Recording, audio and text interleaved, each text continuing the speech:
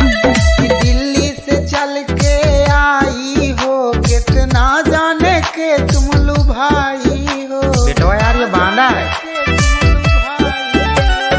जिला जिला में नाच के गोरिया कितना ये पैसा कमाई हो। अभी तक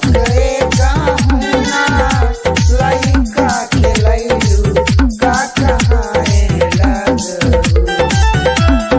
बांदा जिला के जे लाग जाई मोहर करे जाहो सोहर जवान लगू। बांदा जिला के जे लाग जाई मोहर करे जाहो सोहर जवान लगू।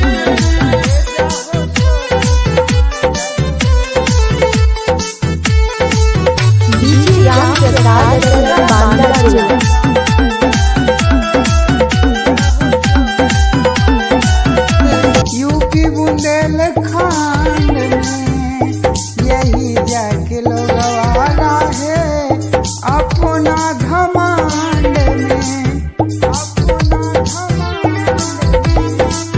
आलू लइया भाटा लइया कि भले सब जिला तोहरा के छोड़ देले बा, जान तोहरा के देखी मुँह मोड़ ले ले बा।